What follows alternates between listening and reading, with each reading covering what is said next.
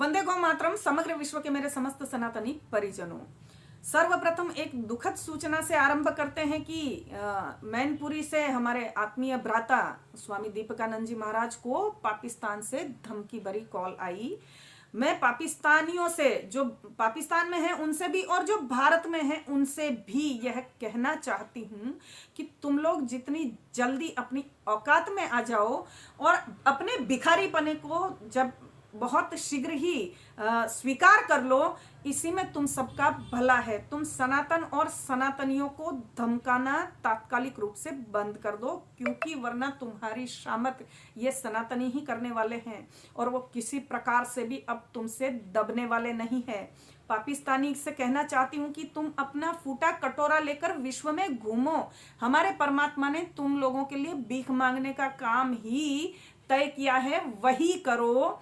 जब तुम्हारा भारत से लेना देना नहीं है और भारत का तुमसे लेना देना नहीं है, तो तुम ये कॉल करने के ये ऐसे फालतू के नाटक करते क्यों हो?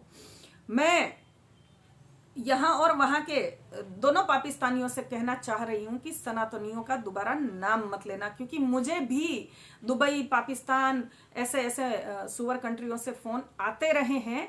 तो हम डरने वाले नहीं हैं क्या? हमने अपना काम, हमने अपना जागरण का, चेतना का ये सब बंद कर दिया? मूर्खों, हम में से ही निकले हुए कचरे हो और तुम्हारी हम सुन लेंगे और चुप लगा के बैठ जाएंगे। ऐसे सपने मत देखो, तुम्हारे सपने हम तुम्हारी आंखों में ही मार देंगे। दूसरा यह है कि आज मुझे किसी एक गधे ने क्रिसमस का एक पोस्टर भेजा विश करते हुए।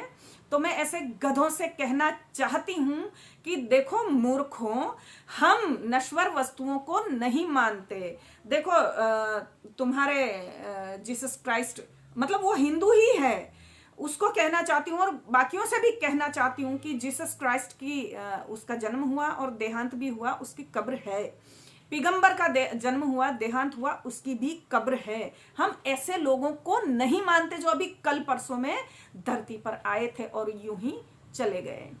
अब कोई हमारे बीच के गधे यह भी कह सकते हैं कि श्री राम जी और श्री कृष्ण जी भी तो आए थे, वो भी तो, उनका भी तो देहांत हुआ।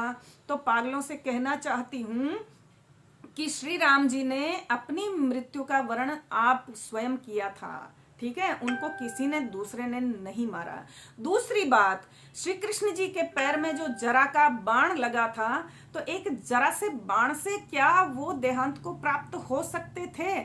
जबकि भरे महाभारत में ब्रह्मांड स्तर के शूरवीर योद्धाओं से उनको कभी कोई एक सुई भी नहीं लगी। तो उन्होंने तो माता गांधारी के श्राप को उसका सम्मान करते हुए इस विश्व से जाने का एक बहाना चाहते हुए वो गोलोक धाम को गए। उनकी और श्री राम जी की चेतना तो हालांकि यही है, प्लस हमारे जो त्रिदेव हैं और जो त्रिदेवियां हैं, उनका भी कभी जन्म नहीं हुआ और कभी वो मृत्यु को प्राप्त नहीं हुए।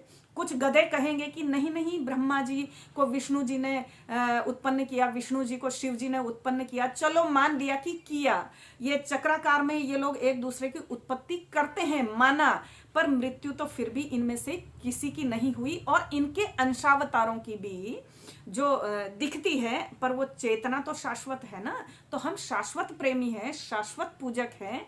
हम कल आए और परसों को निकल गए लोगों से हम बिल्कुल भी कन्विंस्ड नहीं है और नहीं होंगे। तो कहना चाहती हूं गधों से कि अभी 1 जनवरी भी आ रही है। यदि मुझे किसी ने 1 जनवरी को नव वर्ष बोलकर विश भी किया, तो फोन में से निकलकर झापड़ मार दूंगी, सच्ची कह रही हूं।